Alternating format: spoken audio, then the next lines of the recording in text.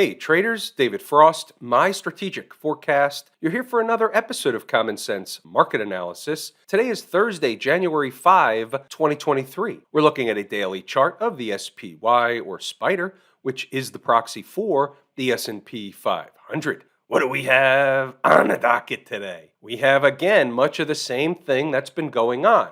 They're basically waiting on something. They're trading in a range. Now they're headed toward the bottom end of the range.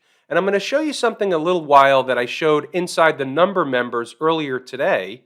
And it has to do with the importance of a spot even before they get to the actual lows of this range. But as you can see, they're waiting on an excuse to move the tape. They're going to move out of this area. Either they're going to drop rapidly or they're going to pop rapidly. Now, what do we have on the table Friday morning? We have the phony jobs number. What a perfect excuse to move the tape. The 240 chart, for example, looks much like the daily chart. Yesterday, we talked about the fact that they started eating time off the clock and they wouldn't go down. Today, they did go down and they're still in this range, and there's nothing going on of substance with conviction until they break the bottom end of the range or the top end of the range. Here's a 120-minute chart. And you see I've put a trend line on here. I showed it earlier with the hourly chart. It's the same deal. So as you can see, the market understands that this is a trend line. It is fighting the trend line. Breaking below the trend line opens the door for a pivot over here, the low over here. And if it's breaking, after making this bearish consolidation slash flaggish type of pattern down near the lows, you don't necessarily want to bet that they'll hold the lows. They may, however, the longer they go along this trend line and beat this trend line, by the time, if it's going to break, it does break, the longer they go out, the bigger the move down. That's just the way the market works. Here's the 60-minute version. This is the one that Inside the Number members saw. You'll see it later. It's a good guideline to know about. You're also going to see we were keen on 379.50. Look at the closing price today. 379.50 on the button. Put that on a sticky note. There are no accidents nor coincidences. You'll see that in a little while. Let's now look at a 15-minute chart, and the point that I want to make on this chart is the rodeo slash EKG situation in today's activity. Up and down, back and forth. They could never get anything going on the upside. They could never get anything going on the downside. And by the way, here it is, a breakup candle low. What did they do into the end of the day? They tested it, but yet closed back above it. The same stuff works on all charts over and over and over again. These are some of the things that are taught in the course, Lazy E-mini Trader. This is indicative of a market that's undecided. It's a market that's whacked out. It's a market that's setting up for a much bigger move than these intraday moves that we've already seen. Whether it happens intraday or it happens with a gap higher or a gap lower at the open, it's happening. The phony jobs number is the perfect recipe. And still, if they pop them up, they're going to go into these moving averages. The stronger the velocity of the move, the deeper into those moving averages they'll get. However, up there in the 389 to 390 area, maybe slightly above, a spike above the big fat round number, is in fact overhead resistance, regardless of what's happening with the phony jobs number. And by the way, also put this on a sticky note along with the other thing I just said. If they drop them and they break the lows, it's 371.50 or bust. Doesn't mean they can't go lower. It's just that's a target should they break the lows over here. And this low is officially 374.77. So what's going on inside the numbers today? Was there any money to be made inside the numbers? Well, I'm going to answer that question as we go forward, but let's peer into how this works. What was put on the board at 0 dark 30 and how did the day unfold from there? So there was a quiet overnight session. They were in a smallish type of range. And what I'm beginning to say here is that we're either going to see some kind of monster intraday move. We don't know whether it's going to be up or down just yet, or we're going to simply wake up to an overnight whopper. That's what happens when the market trades back and forth and is eating time off the clock in a very specific range. Eventually, it's going to break out of that range. That's just the way things work. So we have some early numbers on the board. These aren't really that important because the market moved courtesy of the pre-market thieves before the opening bell, so we had to adjust the numbers. So let's scroll up and see what that adjustment really entailed. Around 9 o'clock, we had a new post, bit of an early sell-off by the pre-market thieves taking their cue from the jobs data. So where does that leave us? Well, if we're looking down south, we've got 380.35 down to 379.50 as an important zone. Now keep that in mind because it gets refined a little bit later. Now get out your sticky notes for this one. Much below when the door opens for the recent lows, 377.85 and down to 377, give or take. Now, things aren't done yet. We still may see the market down there sooner than later. And we know where a rescue operation begins. It begins with candles above 383 and a quarter. Know thy numbers. So now at 9:21, we're just a few minutes before the opening bell. Let's refine it a little more. 380.35 can be support. However, if they run down to 379.50, give or take, in the early going, I'm a buyer for a snapback in the other direction. We could see a bull-bear battle around 380.35 down to the fat round number of 380, but my number was 379.50. We think better in pictures. Here's an SPY 5-minute chart. Right of the vertical is today's activity, and you can see here the top line is 379.50. The bottom line is one you'll see shortly at 378.85. You'll see that number pop up in the notes shortly. The low is 378.89 on that run down. So what we're focused on right now is around the opening bell, we're looking for the morning trade, the juicy morning trade that gives you the quick hit, take the money and run type of opportunity.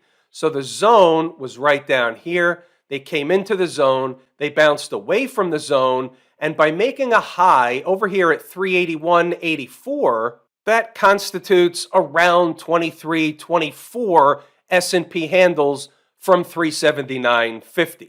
It was a nice trade. We had participation in the live room, Jordan and company, and we certainly had participation from inside the number members. Nice trade. Now, by the way, let's use this as a learning opportunity. What did they do?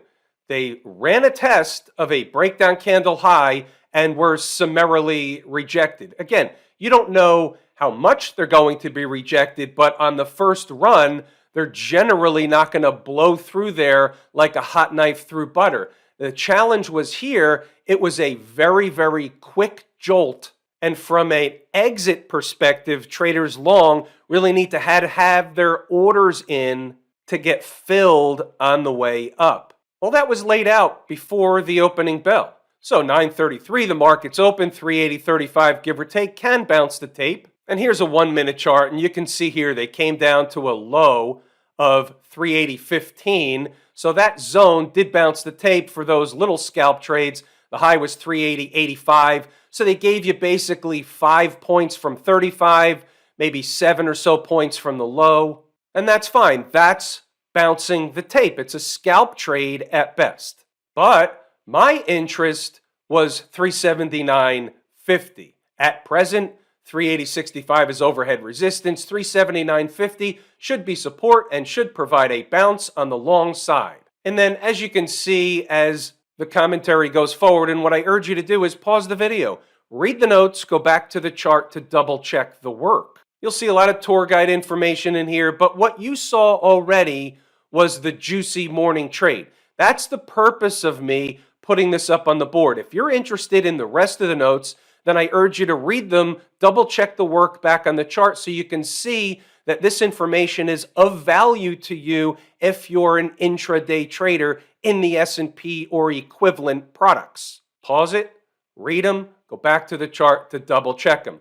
Now here's a little bit of a bigger picture that I posted on the board right around lunchtime. What you see here is that we've got some kind of a trend line going here. This is an hourly chart. They keep bouncing off the trend line. Now they've hit it once, twice, 3 times. Either going to break the trend line and go lower, opens up the door for a whole nother leg lower, down to 377 and such, you saw it in the notes, or they're going to bounce off the trend line and it will have been support. And from a commentary perspective, that's basically what I wanted you to see from today's activity, the juicy morning trade. We had some stocks on the move today. We'll take a look at WBA, Walgreens, Boots, and we'll take a look at CrowdStrike. The rest did not hit their numbers. One came close, but no cigar. So if it doesn't hit the numbers in the manner in which, or if they just don't hit the numbers, it's a no trade. They're off the board. And before we discuss Walgreens, Boots, and you can see here it was blow through the first number. The average was in between, and you can see after hitting the second number, they came back to give you the break even. That's all they're going to do, and then they sold off from there. Certainly not what we had in mind. However, what we do need to keep in mind is we're not yet in earnings season. Earnings season will start in a couple of weeks. The trades will come fast and furious. Volatility will increase. We're going to get a lot of trades, and some days you'll hear me call it a bonanza. Right now, the market's still warming up for the year. Now, CrowdStrike opened below the first 2 numbers, so they're essentially off the board, and this is what the thing looked like. And while it happened fast, you could see here in the second candle of the day, they gave you the deal, 97.58 from a 96.65, a little short of a buck. In the scalp trading world, that's good enough for our profit. The rest would become trader's choice if they come back down. You're out of the rest. If you're holding some, we don't necessarily want to take a loss in a trade we just took a profit on. Sometimes you get that follow-through rocket ride. That's why we take profits at the first price and then we let the rest go. You never know which ones are going to give you the rocket ride. Stay tuned for earnings season. What's doing over in Camp IWM? Well, not much is doing. They're basically on par in terms of percentage down today with the S&P. No relative strength, no relative weakness, not telling us anything other than it's in a downtrend and it's going to move along with the other markets. It's all the same market. If we get a spark and an excuse, they're all going to move in concert together. We did, however, have some relative weakness in the folks down at the transportation department. Again, below all the moving averages, putting in the same type of pattern that the S&P and the IWM, they don't all look identical, but they're all pretty much doing the same thing, just eating time off the clock, waiting for the spark. Now, the spark, again, in all markets, is going to be a rather big spark. They're going to get a big spike up or a big spike down. That's my current read. Expect some volatility in January. What about the Q people? The chart looks terrible. It looks like it continues to drip lower in a very, very solid downtrend. Just look at the monthly chart for a moment and look where they are. This is the last line of defense. The low is 254.26, and that is the low from October. They break that low, it opens up a whole new can of worms, folks. Here's a snapshot of the weekly. Also downtrending below all the moving averages. You know the rest. Last line of defense. And the financials don't look the same as the other charts. We note that each and every night. And here, even on the daily chart, they're above all the moving averages. Maybe they closed on the last one up here, the 50-period moving average. But still, until they come back down, and this could be, obviously, we know that, it could be a bearish wedge pattern. That is certainly possible. But I'm just looking at it in relation to the other charts. We treat each chart independent of one another. This one doesn't look the same. We're looking at it in relation to or as compared and contrasted to the other charts, and they don't look the same. This one has relative strength. Therefore, it's a puzzle piece and it's on the table. The financials are obviously a big part of the overall S&P, a big part of the market. Obviously, the devil we don't know is what we don't know, and whatever can take down the market may as well take down the financials and everything along with it. However, as we speak, the financials aren't in as bad a shape as other stuff. So we note it. Smash mouth, downtrending, can't get above or into these moving averages. As the moving averages move sideways and the 100 period moving average slopes downward, continues to be a roadblock and push the market lower. But we always want to look at other charts. So on the weekly chart, all of a sudden, we have something different brewing. We have the big breakup candle. We have a sign and or signal of a possible trend change. We have a possible on-time situation. So the way we can use this information is very simple. Against this low, 196.54, one can be long smash mouth. That's a concept based on what the chart is doing, not based on the phony jobs number, not based on the S&P, just based on this particular chart. In terms of knowing where you're wrong, small and fast is the objective. If you think about it, the stop out is basically just a few percentage points underneath current price. So your risk reward is in your favor. Write that down. Put it on a sticky note. If I told you how much I appreciate each and every one of you, without you, these videos are not possible. That is true and accurate information. We're pulling the ripcord here today. I'm David Frost, my strategic forecast. Thanks again for tuning in to another episode of Common Sense Market Analysis.